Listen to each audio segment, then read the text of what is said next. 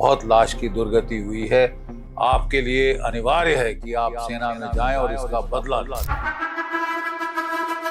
मैंने बताया ना, मैंने शेयरिंग के दौरान अंतड़ियां बाहर आते देखी है जवान की, वो अपने हाथ से वापस जा, ये सब मैंने देखे हैं। मेरे लिए ये किस्से कहानी नहीं ना साहब, आपके लिए होंगी, मेरे लिए किस्सा कहानी नहीं है, हकीकत है।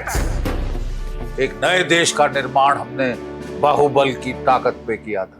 ये लोग इस बार भी अच्छे से पिटे हैं, लेकिन मुझे रहता है थोड़ी सी कसर रह गई। भारत और पाकिस्तान की जो आम जनता है, उन्होंने सफर किया, उन तमाम मौतों का जिम्मेदार आप आसिम मुनीर को मानते हैं? एब्सोल्यूट 100% आसिम मुनीर इसका जिम्मेवार है, एक एक मौत का। इसने तो अपने आप को फील्ड मार्शल डिक्लेयर करा दिया है, फील्ड मार्शल या फील्ड मार्शल आसिम मुनीर। जरूरत से ज्यादा अपनी दुम को काटना बड़ी तकलीफ दे सकता है। और अभी जो पहलगाम के बाद ऑपरेशन सिंदूर हुआ, उसके बाद तो मुझे लगता है कि अब तो और आंखें खुलनी चाहिए। अब तो बढ़ानी चाहिए साहब, अब तो अपना डिफेंस एक्सपेंडिचर बढ़ाइए, 3% करिए। और उनको वो रिस्पेक्ट भी नहीं मिल रही, ना उनके परिवार को वो रिस्पेक्ट मिल रही है। आप पैसे बचा लेंगे, पेंशन नहीं देनी पड़ेगी परिवार को पूरी जिंदगी। क्या पैसे बचाए साहब, आपको मुबारक हो ऐसे पैसे। ऐ मेरी ज़मीं अफसोस नहीं, जो तेरे लिए 100 दर्द सहे, महफूज रहे तेरी आन सदा, चाहे जान मेरी ये रहे ना रहे, चाहे जान मेरी ये रहे ना रहे। ये जोश और जुनून हमारे सैनिकों के अंदर ही होता है। उनका बलिदान, उनके परिवार का बलिदान हम चाहकर भी महसूस नहीं कर सकते। हेलो, हाय, नमस्कार, सत श्री अकाल, आदाब। मेरा नाम मुस्कान कटोच है और स्वागत है आपका माइक एंड मी के एक नए एपिसोड में। आपने अक्सर मुझे रियल हीरोज के साथ पॉडकास्ट करते देखा होगा, उनका इंटरव्यू लेते देखा होगा, लेकिन आज आप पहली बार देखने वाले हैं कि मैं किसी रियल हीरो के साथ इंटरेक्ट करने वाली हूँ, बातचीत करने वाली हूँ। ये मेरी खुशकिस्मती है कि उन्होंने मुझे समय दिया।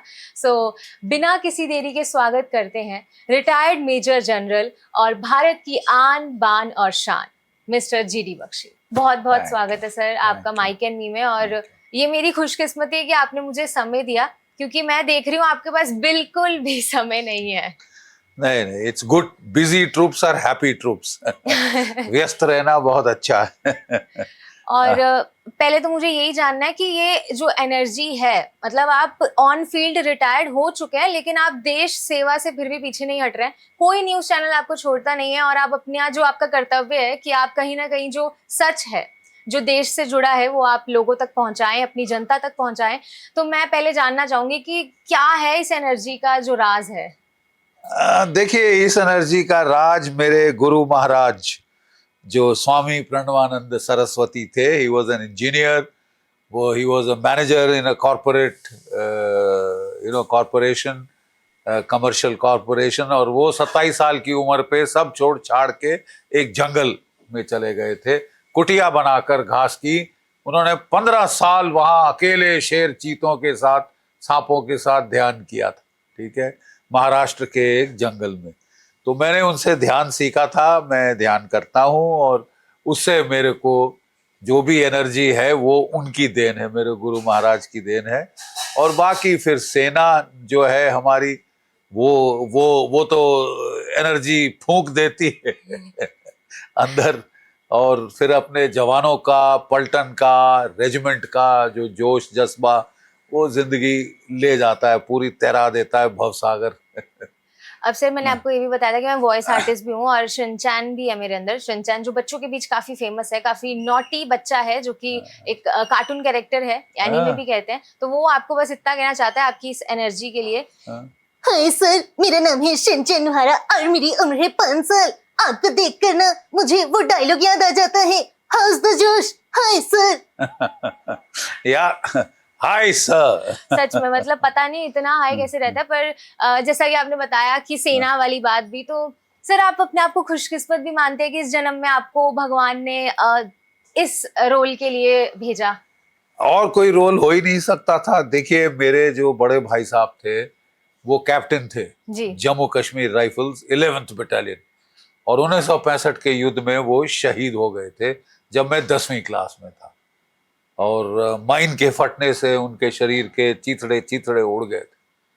तो जो जवान लेके आया था हमारे घर में अस्थि कलश, उसने माँ बाप को तो नहीं बताया, लेकिन जब मैंने अलग ले जाके पूछा तो उसने मेरे को कहा कि सर, बहुत लाश की दुर्गति हुई है। आपके लिए अनिवार्य है कि आप सेना में जाएं और इसका बदला लें।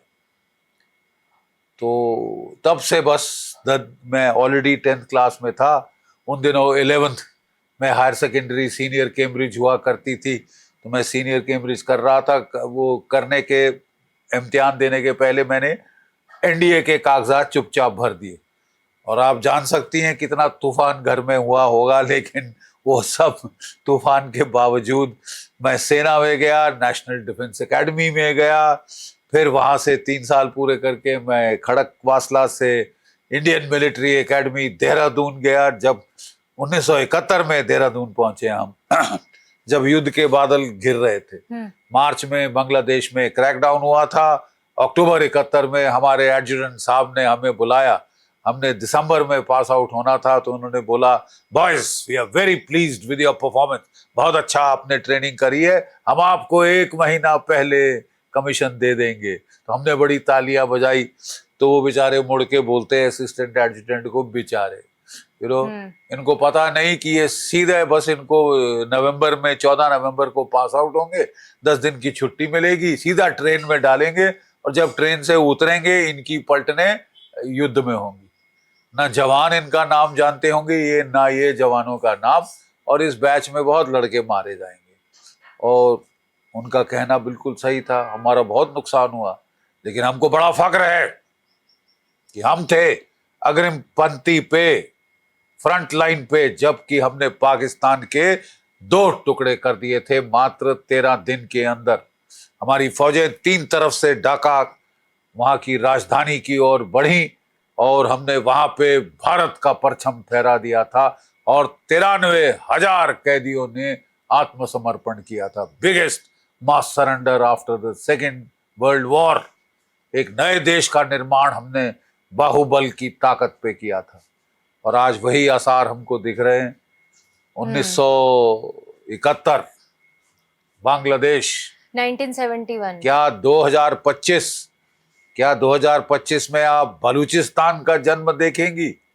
हो सकता है, क्यों नहीं हो सकता? क्यों नहीं हो सकता? तो आप तो कहीं ना कहीं देख ही रहे हैं कि ये आपको फ्यूचर दिख रहा है। आसार बिल्कुल वही दिख रहे हैं मेरे। आसार मैं वो लड़ाई देख चुका हूं, और बिल्कुल बिल्कुल वैसे ही आसार लग रहे हैं मेरे को। वो भी मार्च में शुरू हुई थी, मतलब चिल्लकों और ये वो और गिद्ध शिद्ध उड़ने शुरू हो गए थे, मौतें हो रही थी। 1 लाख बंगाली औरतों का बलात्कार किया गया था, और 3 मिलियन मार डाले थे बंगाली। 10 मिलियन यानी 10 करोड़ उन्होंने उठा के भेजे थे भारत के अंदर एज रिफ्यूजीज की, तुम खिलाओ तुम मरो। तो बहुत नरसंहार हुआ था उस टाइम पे भी। बट अब लगता है कि बिल्कुल वो कहते हैं ना, विक्टर ह्यूगो का कहना है, know army can withstand the strength of an idea whose time has come. And in 71 the time for the birth of Bangladesh had come. ना पाकिस्तान की फौज रोक पाई, ना चीन की फौज आई हस्तक्षेप करने। अमेरिका ने तो अपना 7th फ्लीट भेज दिया, तब भी नहीं रोक पाए बांग्लादेश का जन्म।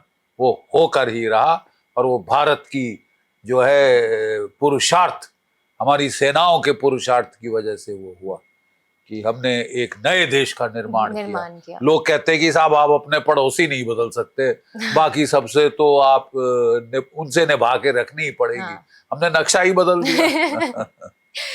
सर, जब भी आपने अभी 71 की बात की, मैंने सोचा था कि हम आगे ये बात करेंगे 71 वाली, क्योंकि मेरे जो दादाजी हैं उन्होंने भी 71। क्या नाम था उनका? शेर सिंह कटोच। शेर सिंह कटोच कौन सी पलटन में थे? पंजाब रेजिमेंट में। ओह हाउ नाइस, अच्छा। तो उन्होंने 65 भी लड़ी थी, और फिर 71 के बाद वो रिटायर हुए थे। तो जब मैंने पापा से ये सुना था, तो मुझे भी बहुत ज्यादा, मतलब अभी भी दादाजी से जब भी हम बात करते हैं ना, तो उनके अंदर वो पूरा जोश वैसा ही होता है। वो हमेशा उनको पूरी चीजें याद है, सब चीज, लड़ाई की चीज नहीं भूलते, सच में। एक एक पल याद रहता है, क्योंकि एक एक पल में आप जिंदा हो या ना हो, इसलिए वो यू लिव विद इंटेंसिटी। वो बोलते हैं उनकी गोली यहाँ से निकली थी, बिल्कुल यहाँ से। वो हमेशा बताते हैं ना, तो रोंगटे खड़े हो जाते हैं कि वो जी के आए हैं वो चीजों को। तो जब आप बता रहे थे, तो मैं वो इमेजिन कर पा रही थी कि वही इंटेंसिटी से वो भी बताते हैं जब भी उनको मौका मिलता है। युद्धस्य कथा रम्या संस्कृत का एक श्लोक है कि युद्ध की कथाएं रोमांचक होती, the tales of war are enchanting. और इसके पीछे एक और कहानी भी है, वो मैं आपको बाद में बताऊंगी अगर हमें समय मिला।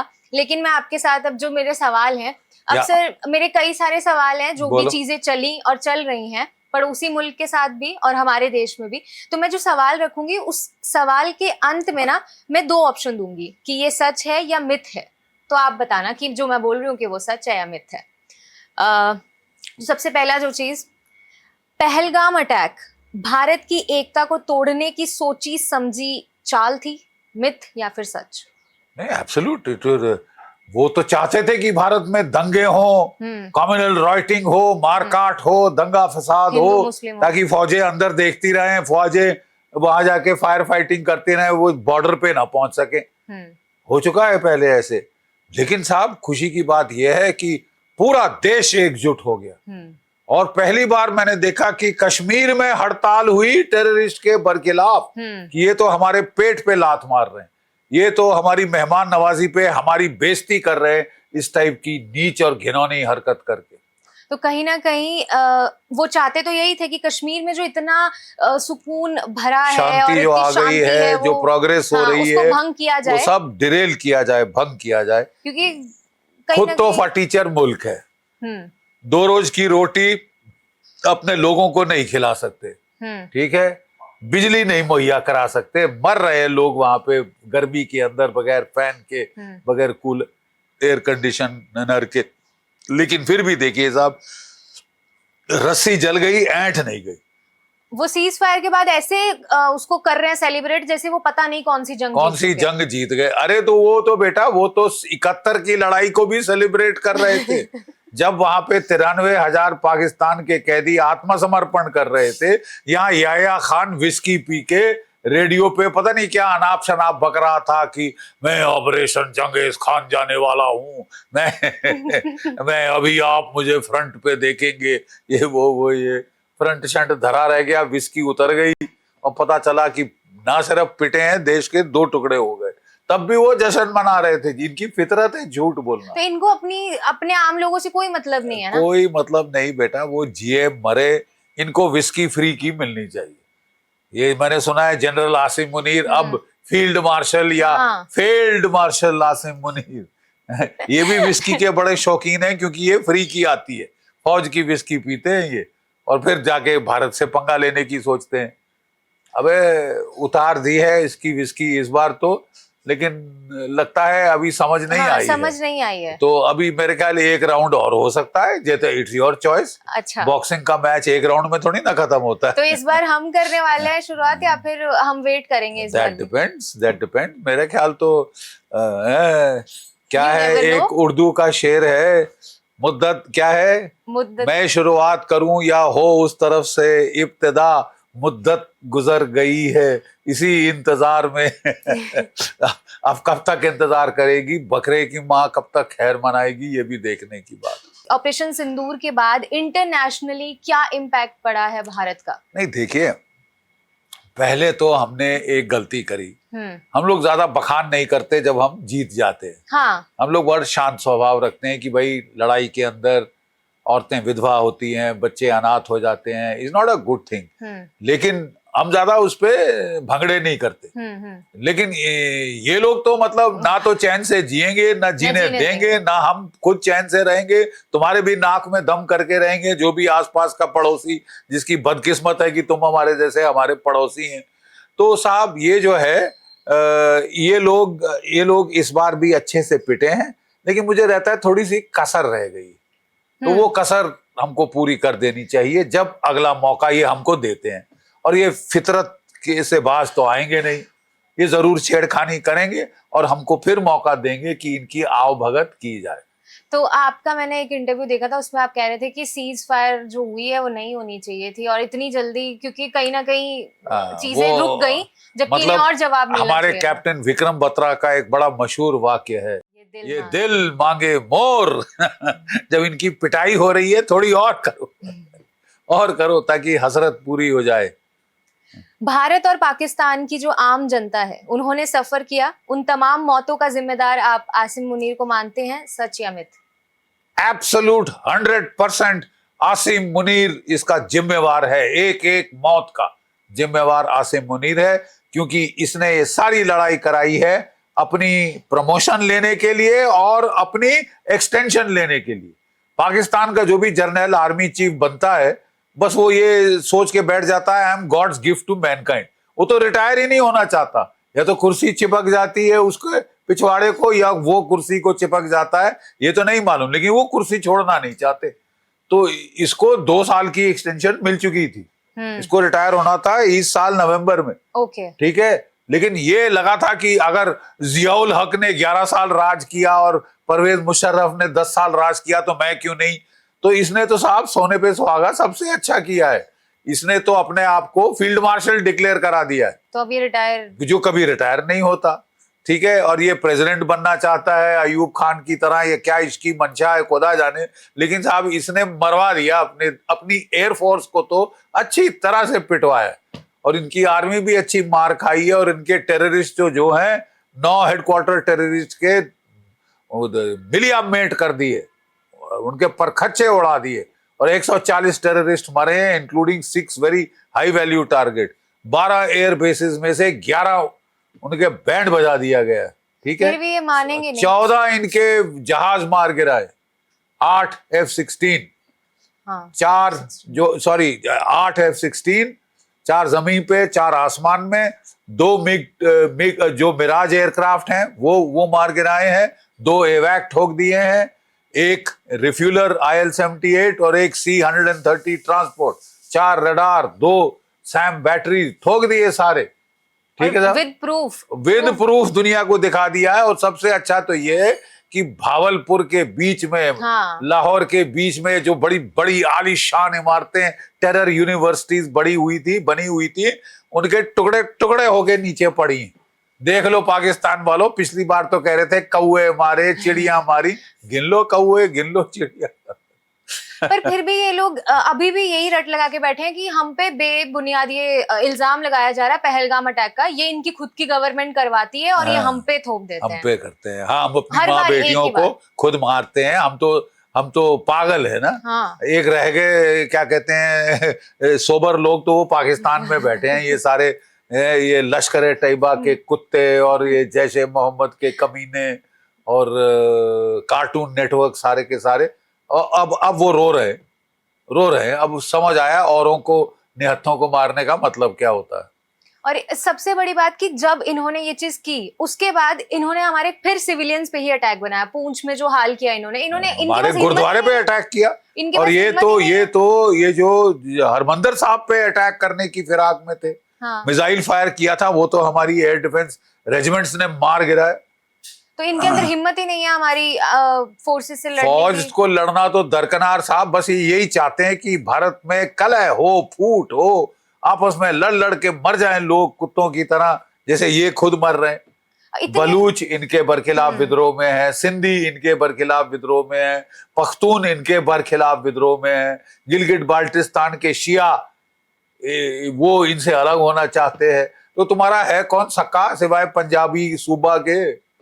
तो सर मैं अब भारत पे भी आना चाहूंगी। एक सवाल, अग्निवीर ने लाखों युवाओं के सपने तोड़ दिए, सच या मिथ? ये स्कीम जो है इसलिए की गई थी कि हमारा जो पे का बिल था पूरी फौजों का 1,08,000 करोड़ था, हमारा पेंशन का बिल 1,11,000 करोड़ पे आ गया था। लेकिन क्या ये, मैं नहीं समझता कि ये थोड़ा जल्दबाजी में किया गया है। ये एकमात्र तरीका नहीं था ये जो एक्सपेंडिचर कम करने का। हमने जो ऑपरेशनल एफिशिएंसी है उसकी तरफ ध्यान नहीं दिया। मेरा सुझाव यह है कि 4 साल का अवधि बहुत छोटी है, इट्स टू लेस, और एक कैरियर हमने खत्म कर दिया है, क्योंकि सीआरपीएफ, बीएसएफ, आईटीबीपी, सीआईएसएफ ये सब 58 साल की नौकरी कर रहे हैं। केवल एक फौज को चुन के आपने काट दिया है उसका क्या कहते हैं 4 साल के ऊपर, वो तो कैरियर ही नहीं रहा। थोड़ी देर में लोग फौज में आना बंद कर देंगे। आप कह रहे हैं कि हम आपको सेकंड एंट्री देंगे इन पैरामिलिट्री फोर्सेस, तो वो लड़के बोलते हैं हम शुरू से वहां क्यों ना जाए। तो ये गांवों में बड़ा फर्क पड़ा है साहब। आपने किया क्या है? अभी भी हम इसको रिट्रीव कर सकते हैं अगर हम जो है अवधि 4 साल से 7 साल करें, क्योंकि जब मैंने 71 की लड़ाई में हिस्सा लिया था तब जवानों की सर्विस 7 साल होती थी, 7 साल। Colour service. और जो अभी रिटेंशन 25% है, ये बढ़ाकर हमको करनी पड़ेगी कम से कम 70%, क्योंकि कोविड के दौरान 3 साल हमने सब भर्ती रोक दी। आप एज इट इज भारत की फौज को 1,80,000 से काट चुके हैं। तो जरूरत से ज्यादा अपनी दुम को काटना बड़ी तकलीफ दे सकता है, ये हमको सोचना पड़ेगा। अगर आपको पहाड़ों में लड़ाई लड़नी है, जंगलों में लड़ाई लड़नी है, आपको मैन पावर चाहिए ही चाहिए। चीन के साथ आपकी लड़ाई सब पहाड़ों में है, पाकिस्तान के साथ मेन लड़ाई पहाड़ों में। तो हम मतलब क्या सोच के ये काटा गया, मेरी समझ के परे है। मैं समझता हूं फाइनेंशियल एंगल, लेकिन जो देश अपनी सुरक्षा के लिए खर्चा नहीं करेगा, बिल्कुल, फिर लड़ाई के मैदान में नुकसान उठाना वो बहुत बहुत गलत चीज होगी, इस तरह से नुकसान उठाना। और अभी जो पहलगाम के बाद ऑपरेशन सिंदूर हुआ, उसके बाद तो मुझे लगता है कि अब तो और आंखें खुलनी चाहिए। अब तो बढ़ानी चाहिए साहब, अब तो अपना डिफेंस एक्सपेंडिचर बढ़ाइए, 3% करिए। 1.9% ऑफ द जीडीपी आपने डिफेंस एक्सपेंडिचर रखा हुआ है, जिसके अंदर आप जो है साहब उसमें से सारी मेरी पेंशन भी शामिल है, सारे जो रिटायर्ड लोगों की पेंशन सब शामिल है, सिविलियंस का भी शामिल है। अब साहब बढ़ा के 3% करिए, क्योंकि हम जितना भी युद्ध ना चाहते हो, हम जितना भी कहें कि ये युद्ध का नहीं है समय, लेकिन चारों ओर युद्ध हो रहे हैं, पगला रही है दुनिया, पगला रही है दुनिया। ऐसे में एहतियात बरतना बहुत जरूरी है, बहुत अनिवार्य है। पाकिस्तान को अच्छी करारी चोट लगी है, अपने जख्म चाट रहा है, चीन के पास रोता हुआ गया है। J-35 जहाज लेने के लिए आधे दामों पे वो दे रहा है। वो BVR फटीचर मुल्क, 2 रोज की रोटी नहीं मिल पा रही, अपने लोगों को नहीं खिला पा रहा, आवाम को, और लोन लेके ये हमसे अच्छे हथियार खरीदने की होड़ में लगा। और चाइना भी टेस्ट एंड ट्रायल कर रहा है, और चाइना को तो बड़ा अच्छा है, फ्री में ट्रायल हो रहा है। वो तो लड़े, उनको 42 साल हो गए, उनके कोई फोकट में ट्रायल कर दे तो पाकिस्तानी मरेंगे तो पाकिस्तानी। अभी तो वो माइंड गेम्स खेल रहे हैं। वो तो माइंड गेम जाए भाड़ में। वो जो है, मैं आपको बता रहा हूं कि जिस तरह अमेरिका और नेटो आखिरी यूक्रेनियन तक रूस से लड़ना चाहते हैं, जब तक आखिरी यूक्रेनियन ना मर जाए तो वो लड़ाई चालू रखेंगे। उनके बाप का क्या जाता है, वो तो बैठे तमाशा देख रहे हैं ना, वो तो हथियार दिए जा रहे हैं, लड़ो लड़ो, मरो मरो मरो। वो तो बेवकूफ है वहां का ज़ेलेंस्की कि वो अपने लोगों को मरवा रहा है। थोड़ी भी अकल होती तो वो शांत हो जाता, लेकिन अब वो पूरा युद्ध चाहते हैं। यूरोप के नहीं चाहते कि युद्ध बंद हो, तो ऐसे लोगों को ऊपर की सजा के लिए भी तैयार रहना चाहिए। वर्ल्ड वॉर 1 यूरोप में हुआ, वर्ल्ड वॉर 2 यूरोप में हुआ, और अभी के मौजूदा लीडरों की चले तो वो वर्ल्ड वॉर 3 भी करा के ही सांस ले। अब मरो यूरोप में, हमारे बाप का क्या जाता है, लेकिन अगर न्यूक्लियर युद्ध हुआ तो पूरी दुनिया में रेडिएशन फैले। बेवकूफ लोगों, तुमको इतनी अकल आई नहीं, सारी लड़ाइयां तुमने कराई और खुद नहीं लड़ते। नहीं, बेस्ट है कि बड़े भारी योद्धा हैं साहब, हमको तो खुरक हो जाती है, हाथ में खुजली होने लगती है कि लड़ाई क्यों नहीं हो रही, लड़ाई क्यों नहीं हो रही। वो जो ट्वीट आया था सीज फायर वाला कि मैंने दोनों देशों में वो करवा दिया है और अपना पूरा क्रेडिट ले लिया है, जो डोनाल्ड ट्रंप ने एंड में आके, जबकि जब इंडिया ने बताया कि हमारे पास कोई फोन नहीं आया, ये पाकिस्तान से हमें फोन आया, उसके बाद बात हुई, तो ये अपना क्रेडिट ले लेते हैं पूरा। अभी तो हम हाथ जोड़ के प्रार्थना कर रहे हैं कि वो चले थे युद्ध बंद करने, और ये तो युद्ध 3rd वर्ल्ड वॉर में फटने की, धमाके की अब वो देख रही है। आप समझते हो कि आप रशिया के स्ट्रेटेजिक न्यूक्लियर वेपन्स पे ऐसी चोट करो और वो मुस्कुराते हुए सह लेगा, आपके साथ पीस टॉक करेगा? तो फिर तो हमको रशिया के बारे में भी सोचना पड़ेगा कि ये कितने लड़ाके हैं। वो लड़ाका मुल्क है, उन्होंने जर्मनी की ऐसी तैसी कर दी थी, फ्रांस नेपोलियन की ऐसी तैसी कर दी थी, और जब वो लड़ने पे आते हैं तो वो लड़ते हैं। 25 मिलियन 25 करोड़ रूसी मारे गए थे वर्ल्ड वॉर 2 में, लेकिन वो लड़ाई मॉस्को की गेट से लेके बर्लिन को तबाह करके उन्होंने अंत किया था। ठीक है, तो मेरे ख्याल जानबूझ के लोगों को नहीं छेड़ना चाहिए, जानबूझ के उचकू चौधरी नहीं बनना चाहिए, जानबूझ के तांडव करने की, मैं तो साहब शिव के बाद मेरा नंबर है, मैं तांडव करूंगा, तुम्हारे घर में तांडव होगा, तुम्हारे यूरोप में तांडव होगा। और अगर तुम ऐसे लोग हो तो अच्छा है कि तुम मरो, सड़ के मरो, क्योंकि तुमको चैन नहीं है। बगैर उंगली किए, बगैर लोगों को तंग किए, बगैर शांति से आप जी नहीं सकते, हर किसी के सर पे चढ़ते हो, तो फिर तो वर्ल्ड वॉर 3 तो होगी और श्रेय सारा यूरोप को जाएगा, सारा का सारा श्रेय यूरोप को जाएगा। और सर ऐसा मतलब मैंने सोशल मीडिया पे पढ़ा, जब भी आपकी वीडियोस आती है ना, आपकी रील्स आती हैं, यूट्यूब पे आती है, तो ऐसे कमेंट अक्सर होते हैं कि आपको ना बना देना चाहिए रक्षा मंत्री, आप कुछ कुछ इनको डिसीजन मैं लेना चाहिए। 75 साल का हो गया। पर अगर कोई पावर आ जाए, परामर्श दे सकता हूँ, और अगर इनको चाहिए तो मुझे बुलाएं वापस फौज में, तो मैं बताऊं लड़ाई कैसे होती है। क्योंकि हमने तो अच्छी मार मारी अपने टाइम में। 37 साल मैं फौज में अफसर रहा, मैंने 71 का युद्ध देखा है। हाँ। मैंने पंजाब में काउंटर टेररिस्ट ऑपरेशन देखे हैं, मैं कारगिल में कन्वेंशनल वॉर लड़ा हूँ, मेरी अपनी पलटन में 6 शहीद हुए थे, 21 घायल हुए थे, ऐसी जबरदस्त लड़ाई हुई थी। मैं किश्तवाड़ में 3 साल लड़ा हूँ काउंटर टेररिस्ट ऑपरेशन, और फिर आखिरी में मैं रजौरी पुंछ, ये सबसे खराब इलाके माने जाते थे जम्मू कश्मीर में, वहां लड़ा हूं। अब क्या कसर क्या रहेगी साहब? नहीं, फिर भी अगर कोई आपको बैठ के एज ए मिनिस्टर डिसीजन लेने हो तो आप क्या लेना चाहेंगे सर? कि आपको लगता है कि ये ठीक होना पड़ेगा तभी हमारे, मतलब जैसे अब अग्निवीर वाली स्कीम हो गई या ऐसे देखिए, मैं जाके राजनाथ सिंह जी से मिला हूं, मैं डोवल साहब से मिला हूं। अगर मुझे आधा भी मौका मिले तो मैं प्रधानमंत्री जी के सामने भी हाथ जोड़ के खड़ा हो जाऊंगा कि ऐसा मत करिए। अग्निवीर इसको 4 साल से 7 साल बढ़ा दीजिए। ये लोग लड़े हैं आपके लिए, सिंदूर में अच्छा प्रदर्शन दिया है, क्यों आप इनको घर भेज रहे हैं अगले साल? इनको रखिए, इनको लड़ाई का तजुर्बा हो गया है, चाहिए तजुर्बेकार लड़ाई के अंदर सिपाही। और उनको वो रिस्पेक्ट भी नहीं मिल रही, ना उनके परिवार को वो रिस्पेक्ट मिल रही है। आप तो वो शहीद हो जाए तो हम तो कि पैसे बचा लेंगे, पेंशन नहीं देनी पड़ेगी परिवार को पूरी जिंदगी। क्या पैसे बचाए साहब, आपको मुबारक हो ऐसे पैसे। और सर चाइना जो है वो ब्रह्मपुत्र रिवर के पास बहुत बड़ा डैम बना रहा है, जिसकी खबरें बहुत ज्यादा चल रही हैं, तो वो भी तो भारत के लिए चिंता का विषय है। उसके बारे में तो है, कोई बात नहीं, चिंताएं तो होगी, हम पूरे समय चिंताएं तो होगी, लेकिन अर्जुन जब युद्ध का समय है तो युद्ध करो, ठीक है ना? गांधीगिरी बाद में कर लेंगे, चरखे बाद में काट लेंगे, उपवास बाद में करना, अभी तो खाना चाहिए, लड़ने के लिए पेट भरा होना चाहिए।